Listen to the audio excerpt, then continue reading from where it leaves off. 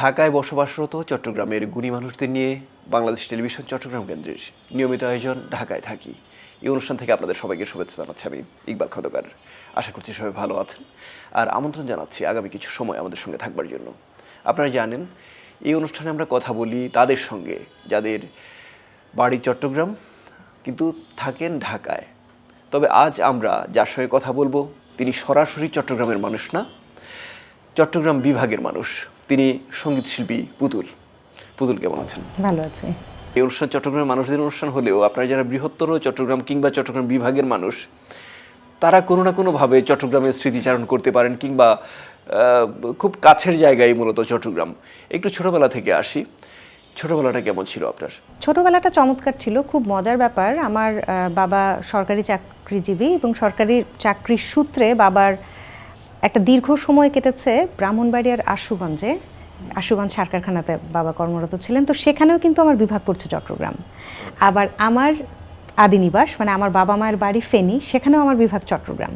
তো যখন আমি ছোটোবেলায় খুব প্রতিযোগিতা করার একটা অভ্যাস ছিল, মানে একদম যত জাতীয় পর্যায়ে প্রতিযোগিতাগুলো স্কুল থেকে যতগুলোতে আমার অংশগ্রহণ করা, যেগুলোতে অংশগ্রহণ করার সুযোগ পাওয়া যেত সব কটাতে করেছি। সেখানে নতুন কুড়ি থেকে শুরু করে শিক্ষা সপ্তাহ, শিশু একাডেমি পুরস্কার, ইসলামিক ফাউন্ডেশন, তো সমস্ত প্রতিযোগিতাগুলোতে আমি থানা পর্যায়ে শেষ করতাম, জেলা পর্যায়ে চলে যেতাম ব্রাহ্মণবাড়িয়াতে, বিভাগীয় পর্যায়ে চলে যেতাম চট্টগ্রামে। এবং চট্টগ্রামের প্রতিযোগী হিসাবে কিন্তু আমি ঢাকাতে ওই যে তখন ছয় বিভাগের প্রথম যারা হবে তারা জাতীয় পর্যায়ে 6 জন প্রতিযোগিতা করবে এবং সেখান থেকে বিজয়ী হবে। তো বরাবর কিন্তু আমাকে চট্টগ্রামের প্রতিযোগী হিসেবে তখন ধরা হতো। তো চট্টগ্রামের সঙ্গে আমার কিন্তু একটা অন্যরকম টান বা যোগ আছে। আমার একমাত্র মামা কিন্তু চট্টগ্রাম নিবাসী, তো বলতে পারি আমার মামার বাড়ি চট্টগ্রাম, কারণ মামারা দীর্ঘদিন ধরে সেখানেই স্থায়ীভাবে আছেন কর্নেলহাটে। তো মামার বাড়িতে যাবার সুবাদে আমার চট্টগ্রামের সঙ্গে একটা আসা যাওয়া প্রতিনিয়ত হয়েই যায়। তারপরে চট্টগ্রামে আমার বাবার প্রথম চাকরি জীবন কেটেছে, সেটাও একটা যোগ। তারপরে চট্টগ্রামে আমার বড় বোনের শ্বশুর বাড়ি, আমার বড় দুলাভাইয়ের বাড়ি, তারাও চট্টগ্রামে স্থায়ী হয়েছেন। তো সুতরাং চট্টগ্রামের সঙ্গে আমার অনেক দিক থেকে আসলে মানে টান অনুভব করি আর কি। ছোটবেলা কিংবা কৈশোর এই সময়গুলোর কথা আসলে আমাদের ছাত্র জীবনের কথা চলেই আসে। আপনার ছাত্র জীবন কোথায় কেটেছিল আর কেমন কেটেছিল? স্কুল জীবন কেটেছে আমার ব্রাহ্মণবাড়িয়ার আশুগঞ্জ সার কারখানা স্কুল।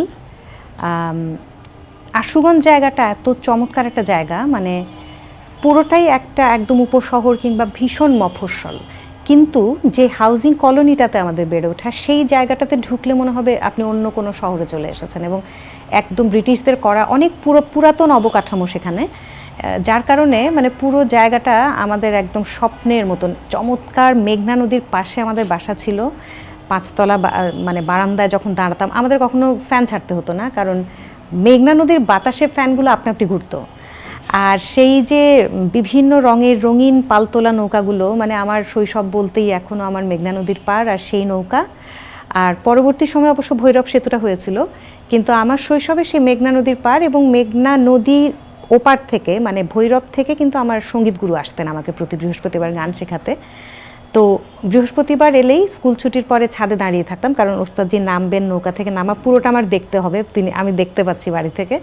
তারপর তিনি নেমে ছাতাটা খুলে হেঁটে বাকি পথটুকু আসবেন। তো সেগুলো আমার দুর্দান্ত সব স্মৃতি। কলেজ জীবন কেটেছে ফেনীতে, বাবা ততদিনে অবসরপ্রাপ্ত, তো ফেনী সরকারি কলেজ জীবনটা কেটেছে।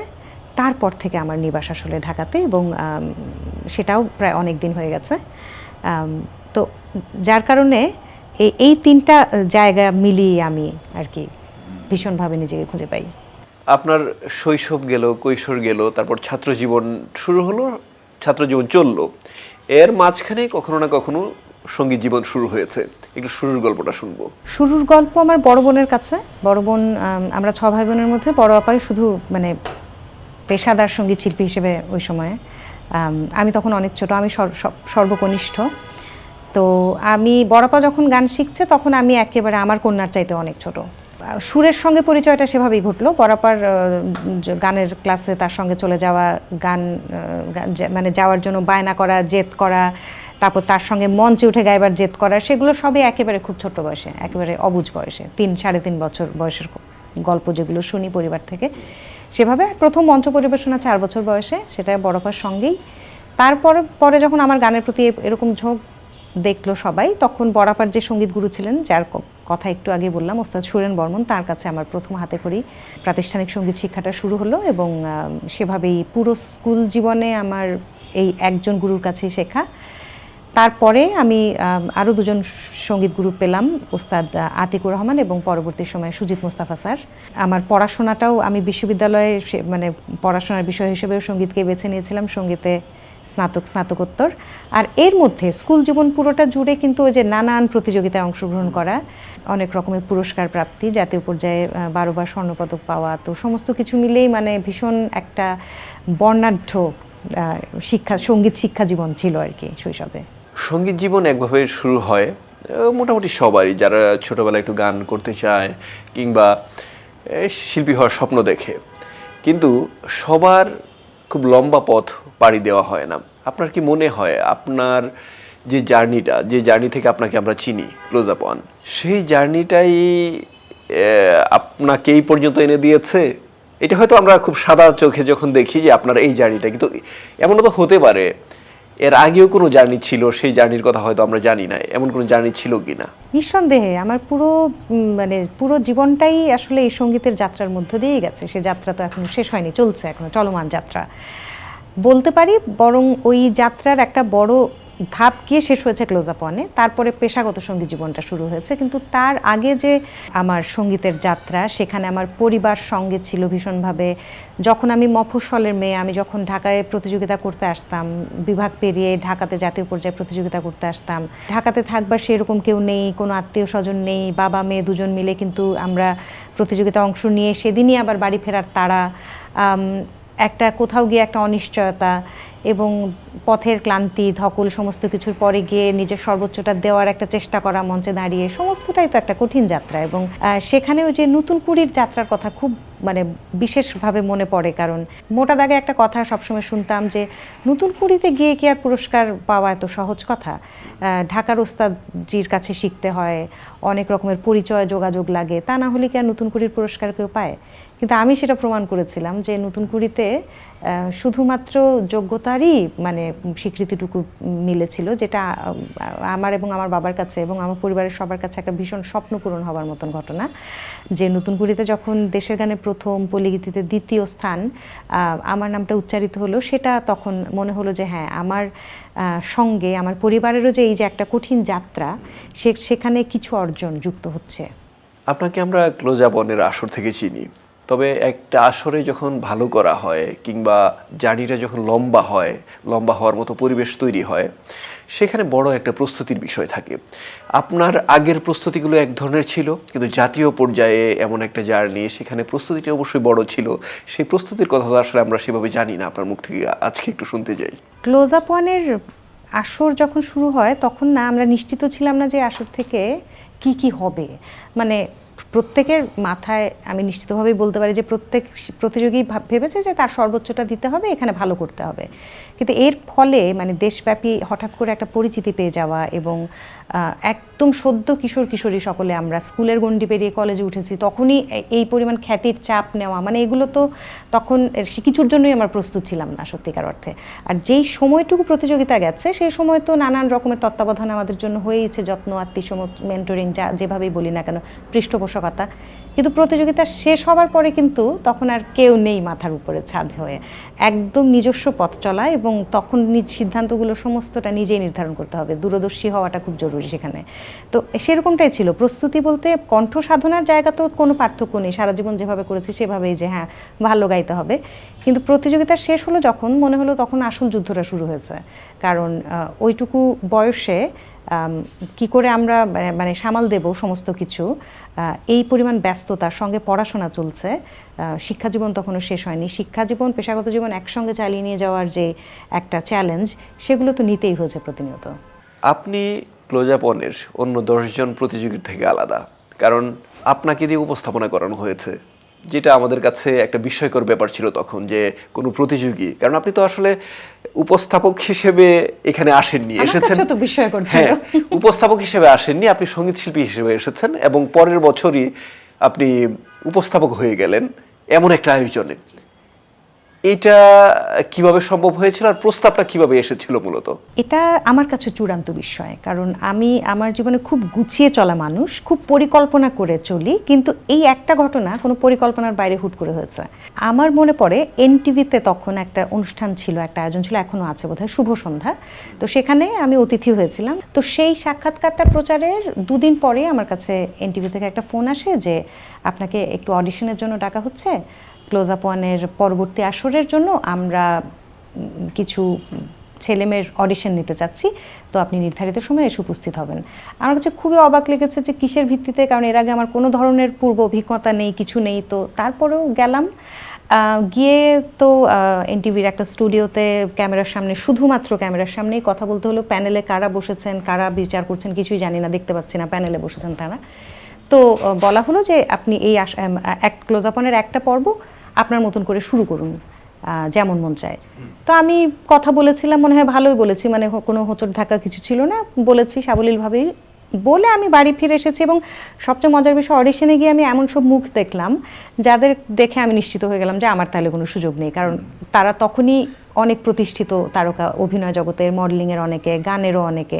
তো যার কারণে আমি তো অডিশন দিয়ে বাড়ি চলে এসেছি। আমার আর মানে মাথায়ও নেই, আর এটা কবে ফলাফল জানা যাবে সে বিষয়ে আমার কোনো উদ্বেগ কিছু নেই। তো তারপরে দেখি সপ্তাহখানেক কেটে গেল, হঠাৎ করে ইউনিলিভার থেকে একটা ফোন এলো এবং জানানো হলো যে আমাকে এবং আবিদকে নির্বাচন করা হয়েছে পরবর্তী আসরের উপস্থাপনার জন্য।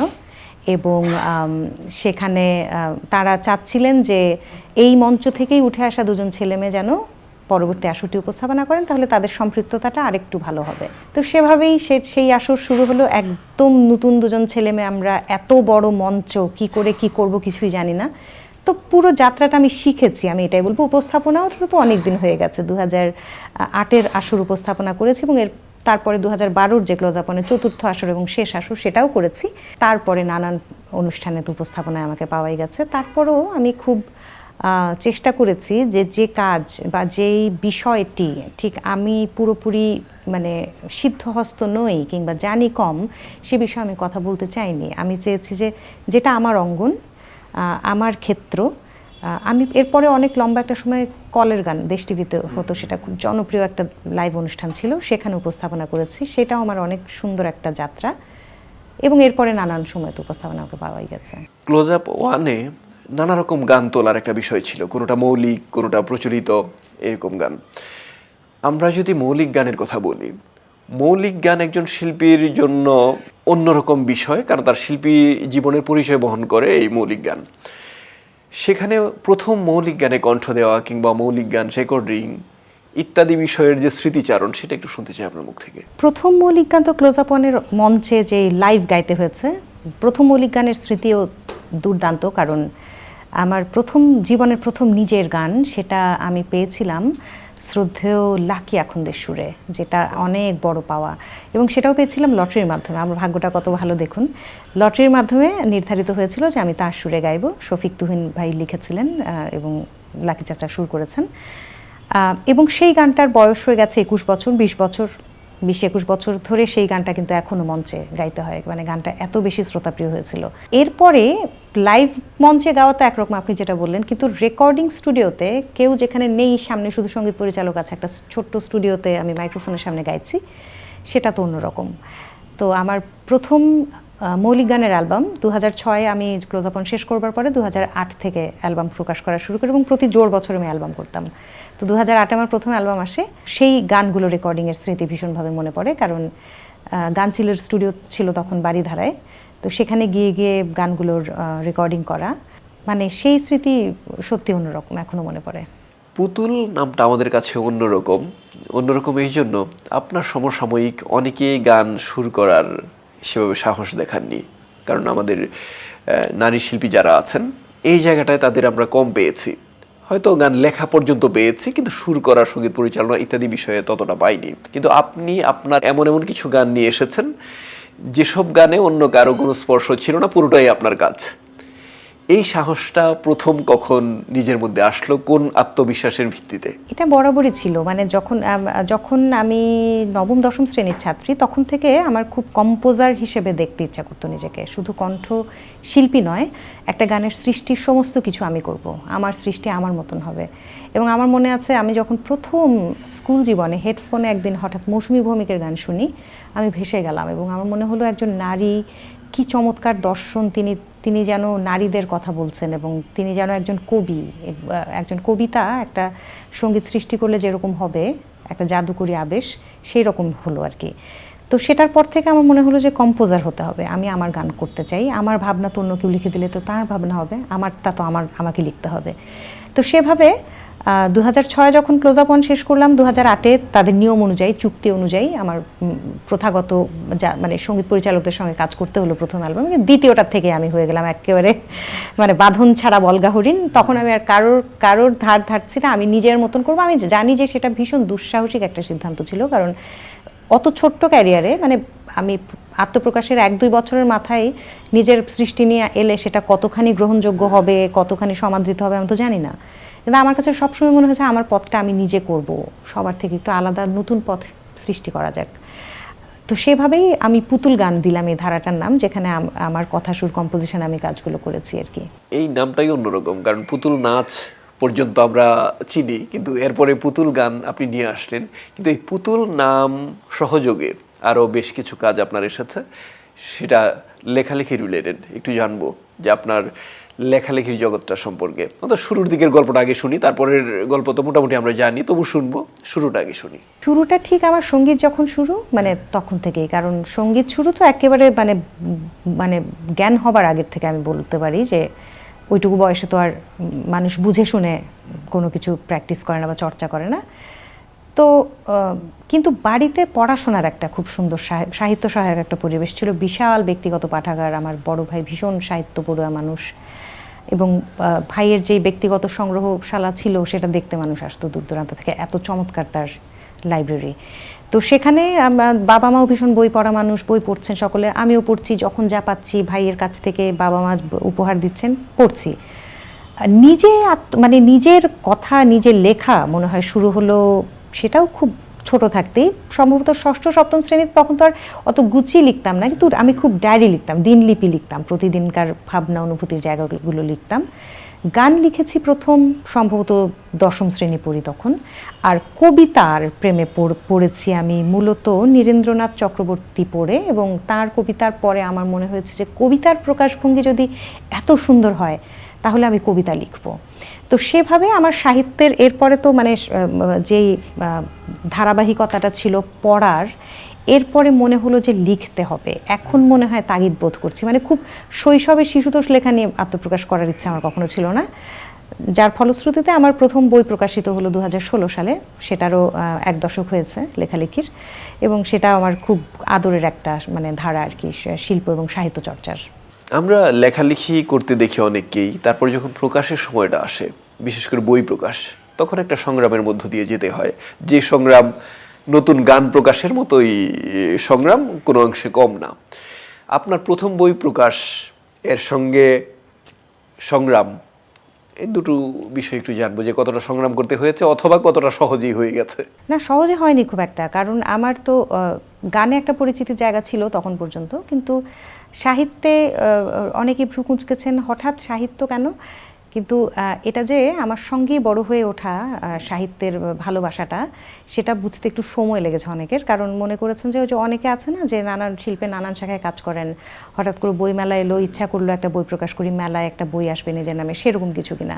কিন্তু আমি যে ভীষণভাবে সিরিয়াসলি জিনিসটাকে, নিষ্ঠার সঙ্গে জিনিসটা চর্চা করি বা প্রকাশ করতে চেয়েছি, আমি যখন প্রকাশের চেষ্টা শুরু করলাম প্রথম 2016-তে, বেশ অনেকগুলো লেখা হয়ে গেছে, জমা হয়েছে। আমার প্রথম বইতে সম্ভবত 150টার মতন লেখা ছিল, তো অনেক লেখা হয়ে গেছে। তার আগে তো নির্বাচন প্রক্রিয়া তো একটা দীর্ঘ প্রক্রিয়া, অনেক লেখার মধ্যে থেকে আবার বাছাই করা। 2-1টা প্রকাশনী কিন্তু অনাগ্রহই করেছে। অনাগ্রহ বলতে কেমন জিনিসটা আজ কখনো বলা হয়নি, আজকে আপনি জিজ্ঞেস করলেন যে বলতেই পারি। তারা কিন্তু একটা অর্থ দাবি করলেন, যেটা হয় যে নবীন লেখকদের ক্ষেত্রে তারা ঝুঁকি নিতে চান না অনেক সময়। মনে করেন যে আর্থিক ক্ষতিগ্রস্ত হবার একটা সম্ভাবনা থেকে যায়, তাহলে লেখকের কাছ থেকে সেই অর্থটা অন্তত নেওয়া যাক। কিন্তু আমার ভীষণ আত্মসম্মানে লাগলো এই কথাটা শুনবার পরে, এবং আমি কোনোভাবেই এটা মানতে পারিনি যে আমি টাকা দিয়ে লেখা প্রকাশ করব। আমার অন্তত এটুকু চাওয়া ছিল যে লেখার গুণগত মান যাচাই করে তারপরে তারা একটা সিদ্ধান্তে আসুক, কিন্তু প্রথমে বলা হলো যে না, একটা টাকা দিতে হবে। তো যাই হোক, তারপরে সেভাবে আর করা হয়নি। প্রিয়মুখ প্রকাশনী থেকে প্রথম বইটা এলো, এবং মজার ব্যাপার হচ্ছে এর পরবর্তী সময় যখন মানে প্রকাশকরাও দেখছেন যে আমি কিন্তু নিয়মিত প্রতি বছর একটা করে বই আসছে, 10 বছরে 10টা বই হয়ে যাচ্ছে, উপন্যাস লিখছি, 3টা কাব্যগ্রন্থ হয়ে গেছে, 7টা উপন্যাস, তখন ইদানিং বেশ কিছু বছর ধরে কিন্তু এখন অনেক বড় বড় প্রকাশনীগুলো প্রস্তাব দেন, যেগুলোর মধ্যে ওইগুলোও আছে যারা একটা টাকা দাবি করেছিলেন। তো সেইটা কিন্তু আমি খুব বিনয়ের সঙ্গে তাদেরকে মানাই করি এখনও, কারণ ওই যে সেই প্রথম একটা স্মৃতি তো রয়ে গেছে। তো সেই আমার কাছে তো একদম নতুন বই প্রকাশের প্রক্রিয়াটা তো আমি জানিই না তখন, তো বিষয়গুলো বুঝতে অবশ্যই সময় লেগেছে। একেবারে মনে হচ্ছে যে আমি কোথা থেকে শুরু করব, কিছু জানি না। তো এখন তো যখন একটা ধারাবাহিক প্রক্রিয়ার মধ্যে আছে, এখন অনেকটাই সহজ হয়েছে। তবে এবং আমি শুরুর দিকে এখানেও আমার একটা পাগলামো ছিল, আমি কিন্তু আমার নাম বইয়ের মলাটে কিংবা মানে মোড়কে দিতাম না, আমি ভিতরে দিতাম বই উল্টালে। তারপরে কারণ আমার কাছে সবসময় মনে হচ্ছে যে আমার একটা পরিচিতির জায়গা আছে, সেটা দেখে কেউ আমার বই কিনতে হবে না। বইটা উল্টে পাল্টে যদি মনে হয় যে বইটা নেওয়ার মতন, তাহলে বইটা নেক। তো সেইভাবে পরে ইদানিং তো আমার প্রকাশকদের চাপে নামটা উপরেই দিতে হয়, কিন্তু আমি সেইভাবে কিন্তু অনেক আমার প্রথম 3টা-4টা বইয়ে মোড়কে কোনো নাম ছিল না, আমার ভিতরের দিকে নাম আছে আর কি। দুইভাবে না, কয়েকভাবেই আপনি ওই মানুষের ভালোবাসা পেয়েছেন। তবু যদি আলাদা করে বলি যে উপস্থাপনের বিষয়টা আপাতত বাদ রাখলাম, যদি বলি লেখক এবং সঙ্গীত শিল্পী, ভালোবাসা হয়তো গভীরতা একই রকম, তবু দুইভাবে যখন আসে নিজের কাছে একটা তুলনা করার জায়গা তৈরি হয়। জীবনের এই পর্যায়ে বা সঙ্গীত জীবনের এই পর্যায়ে কিংবা লেখক জীবনের এই পর্যায়ে যদি বলি আপনাকে, দুইটা ভালোবাসার আসলে স্বাদ কেমন? একদম ভিন্ন, দুটো দুই রকম। এবং যখন সঙ্গীতের সেই ভালোবাসা, অনুরাগীদের ভালোবাসার সঙ্গে তো অভ্যস্ত হয়েছি দীর্ঘদিন ধরে, কিন্তু লেখকদের ভালোবাসাটা আমার কাছে এখন আরও বেশি মূল্যবান লাগে। কারণ আমাদের এই সময়টা এত বেশি বই বিমুখতার ভিতর দিয়ে যাচ্ছি আমরা, পাঠক তৈরি হচ্ছে না, একটা অভিযোগ থাকে যে, আবার ধৈর্যটাই কমে গেছে, সহিষ্ণুতা কমে গেছে। তো সেইখানে একজন পাঠক যদি বলেন যে আপনার লেখা ভালো লাগে, আপনার বইটি সংগ্রহ করেছি, সেটা কিন্তু আমার কাছে অনেক কিছু অর্থ বহন করে। এবং সেই জায়গাটা আমার কাছে মানে বইমেলাতে যত কিছুই হোক, আমি কিন্তু এই একটা কারণে ওই পুরো মাসটা অন্য সব কিছু পাশে ফেলে রেখে কিন্তু মেলাতে এই এই এই ভালোবাসার টানেই যাই, যেখান থেকে পাঠকের সঙ্গে খুব কাছাকাছি অনুভূতি বিনিময়ের একটা সুযোগ থাকে, যেটা কিন্তু গানের ক্ষেত্রে সবসময় হয় না আমাদের। মাঠে যেমনি, মেলার মাঠে যেমনি পাঠকের সঙ্গে হঠাৎ করে দেখা হলে তাদের একটা অন্য রকমের মুগ্ধতা দেখি চোখে মুখে, সেটা আমাকে অন্য মানে দারুণভাবে ছুঁয়ে যায়। বইমেলার কথা যেহেতু এসেছে, বইমেলায় আপনার পাশে সবসময় একজন মানুষকে দেখি, তিনি আপনার মা। তার কথা আলাদা করে বলা হয়নি, আপনার শৈশব কৈশোরের কথা যখন আসছিল তখনই হয়তো তার প্রসঙ্গ আমরা আনতে পারতাম, কিন্তু বইমেলায় যেহেতু তাকে আমরা আলাদা করে চিনেছি, আপনার সঙ্গে আপনার সঙ্গী, আপনার বান্ধবী, সব কিছু তিনি থাকেন বইমেলায়। এই মানুষটা সম্পর্কে জানবো আর আপনার বাবা সম্পর্কে একটু জানবো, দুইজন মানুষ সম্পর্কে আলাদা করে একটু শুনতে চাই। প্রথমে বলে রাখি, আমার মা আপনার লেখার ভীষণ অনুরাগী। মানে ইকবাল খন্দকার বলতে আমার মার খুব প্রিয় মানে লেখা, পত্রিকায় বিশেষ করে যখন আপনার লেখা পায়, আমার মা কিন্তু খুব আনন্দের সঙ্গে পড়ে। মানে আমি বলি আমি মায়ের মেয়ে, কারণ আমি এত বেশি মা বাবা অন্তপ্রাণ সন্তান, এবং আমার মা বাবারা তো থাকেনি, সেটার প্রকাশটা খুব মন্দ্র স্বরে হয় সবসময়, বাবার ভালোবাসার বহিঃপ্রকাশটা, কিন্তু আমার মায়ের ভালোবাসাটা খুব উচ্চকিত, মানে সেটা খুব বুঝতে পারবেন আর কি আপনি। তো এবং যত আমি বড় হয়েছি, আমার মা যত বেশি মানে বৃদ্ধ হয়েছেন, যত বেশি বয়সে উপনীত হয়েছেন, তত বেশি আমাদের মধ্যে প্রেম ভালোবাসা আরও বেড়েছে। মানে অনেকে বলে না যে বড় হতে হতে দূরত্ব বাড়ে সন্তানের সঙ্গে মায়ের, কিন্তু আমার ক্ষেত্রে একেবারে উল্টো হয়েছে। আমি তো ইদানিং এত মানে ভয়ে থাকি যে মানে এত বেশি নির্ভরশীলতা যে আমাদের দুজনের উপরে কি হবে আমার কখনো যদি মা না থাকেন। এই কারণে মায়ের এত বয়স হয়েছে, 70 হলো মায়ের, তারপরেও কিন্তু বইমেলা হলে আমার সঙ্গে মানে তিনি সময়টা ভীষণ উপভোগ করতে চান আমার সঙ্গে, এবং মেলাতে আমাকে ঘিরে যে একটা আগ্রহ তৈরি হবে মানুষের, কিংবা আমার কাছে এসে কেউ কথা বলছেন, এটা তার কাছে খুব মানে একটা কাঙ্ক্ষিত দৃশ্য এই দৃশ্যটা তাকে খুব আনন্দ দেয়, যার কারণে আমরা মাঝে মাঝে মানা করি। আশপাশের অনেকে মানা করেন যে এত বয়স হচ্ছে, আপনি হাঁটবেন, এত মেলার মাঠে এত হাঁটতে হবে দীর্ঘ সময়, ধুলোবালি আছে, অসুস্থ হয়ে যেতে পারেন। কিন্তু মা কারোর কথা শোনেন না, মা কিন্তু যান। আমার কাছে মনে হয় যে মানে বইমেলা, প্রতি বইমেলাতে আমি বাবা মা দুজনকে পাশে নিয়ে মেলার মানে প্রবেশ পথ দিয়ে ঢোকা মানে আমার কাছে জীবনের অনেক বড় একটা অর্জন। এবং আমার কাছে আমি শুধু প্রার্থনা করি যে আমি পরবর্তী মেলায় যেন এই দুজন মানুষকে সঙ্গে নিয়ে যেতে পারি। আপনার বাবার আগ্রহ কম থাকার কথা না আপনার সৃষ্টিশীল কাজের ক্ষেত্রে, একটু জানবো তার কথা আলাদা করে, কারণ বলেননি, মাঝখানে বলা হয়নি। মা হচ্ছেন গুণমুগ্ধ শ্রোতা পাঠক, আর বাবা হচ্ছেন কট্টর সমালোচক। বাবা যেদিন খুশি হবেন বা তাকে সন্তুষ্ট দেখবো আমি কোনো পারফরমেন্সে, কোনো লাইভ অনুষ্ঠানে কিংবা কোনো বই পড়ে, আমি তখন বুঝবো যে মানে ঠিকঠাক আছে।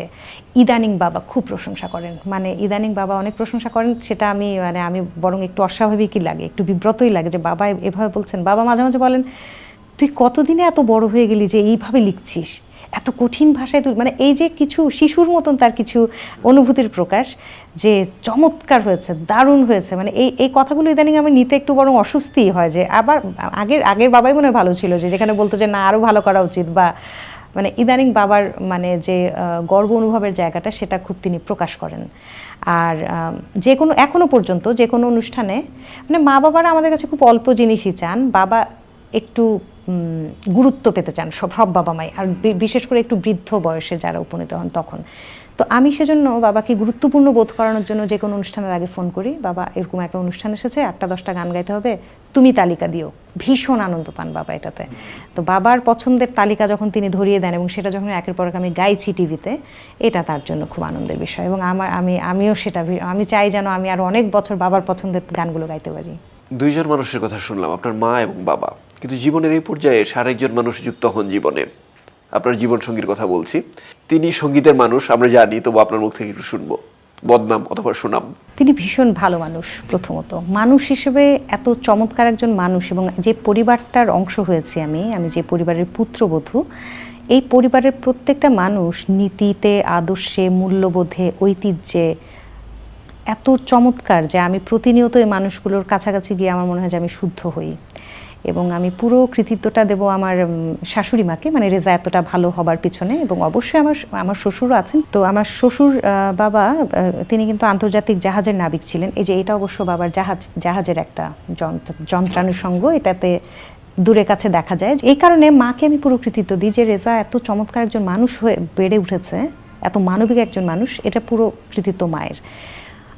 মানুষ হিসেবে আমি তাকে একদম মানে অনেক অনেক সম্মানের চোখে দেখি। আর মিউজিশিয়ান হিসেবে ঠিক একই রকম, কারণ একজন মিউজিশিয়ান কতটা আত্মনিবেদিত হতে পারে এটা রেজাকে দেখলে মনে হয়। সে কিন্তু অস্ট্রেলিয়াতে তার দীর্ঘ ক্যারিয়ার, চমৎকার একটা গোছানো নিশ্চিত জীবন, ব্যাংকিংয়ে ছিল সেগুলো সমস্ত কিছু ছেড়ে শুধু মিউজিক করতে বাংলাদেশে এখানে এসে এখন থিতু হয়েছে এবং করছে, চমৎকার সব কাজ করছে। আর তার চেষ্টার জায়গাটা কি বলবো, মানে আমরা একটা সময় একটা পর্যায়ে পৌঁছে গেলে তখন আমরা নিজেদের উত্তরণের পথটা বন্ধ করে দিই, মনে হয় যে যা কিছু আছে ভালোই আছে, আর নতুন করে শেখার কি আছে। কিন্তু রেজার মধ্যে প্রতিনিয়ত নতুন কিছু শেখার প্রবণতাটা আছে আর কি ভীষণভাবে। তা আমি মনে করি যে আমার নিঃশ্বাস নেওয়ার জায়গা এটা মূলত, কারণ আমি রেজা যদি গানের মানুষ না হতো কিংবা এই পরিবারটা যদি এতটা সংস্কৃতি বনা না হতো, তাহলে হয়তো নিঃশ্বাস নিতে পারতাম না। আমরা যেই সময়টা পার করি, বর্তমানের কথা বলছি, সেই সময়টাই এক সময় আলোচিত হয় কিংবা অতীত হয়, যে কারণে বর্তমানের কাজগুলো অনেক গুরুত্বপূর্ণ। আপনি এখন যা করছেন, কিছুদিন পর সেগুলো নিয়ে অন্যভাবে আপনি দাঁড়াবেন আপনার ভক্তদের সামনে, যে কারণে জানতে চাচ্ছি এই সময়টা আসলে কি করছেন। গান এবং সাহিত্য, সঙ্গীত আর সাহিত্য এ দুটোই। কারণ আমার কাছেও মনে হয় যে আমাদের জীবনের সময়সীমা এত অল্প, কত কিছু করা বাকি থেকে যায়। ইদানিং শুধু মনে হয় যে মানে কেন আমরা অপ্রয়োজনীয় সময় নষ্ট করি, অনেক কিছু করা বাকি। আর এত ছোট্ট জীবনে আপনি কর্মক্ষম থাকেন কত বছর, হয়তো অনেক বছর আয়ু হলো, কিন্তু আপনার মস্তিষ্ক আর ঠিক মতন কাজ করছে না, আপনার সৃষ্টিশীল কাজটির সঙ্গে আপনি আর থাকতে পারছেন না। তাহলে সেই সময়টিও যদি বিয়োগ করে ফেলা হয়, তাহলে তো আমার ভয় লাগে যে মানে কত দ্রুত আমাদের কাজ করতে হবে এবং কত বেশি কাজ করা যায়। তো সেই জায়গা থেকে আমার কাছে, যেহেতু আমাদের বাড়ির মধ্যে স্টুডিও গান বাড়ি, এখানে প্রতিনিয়ত আমাদের এই সৃষ্টির কারখানা, আমাদের গান মানে নতুন গান সৃষ্টি কিংবা গাওয়া সেগুলো চলছে। আর সাহিত্যের ক্ষেত্রেও তাই, অনেক অনেক লিখতে চাই, উৎকর্ষ সাধন করতে চাই।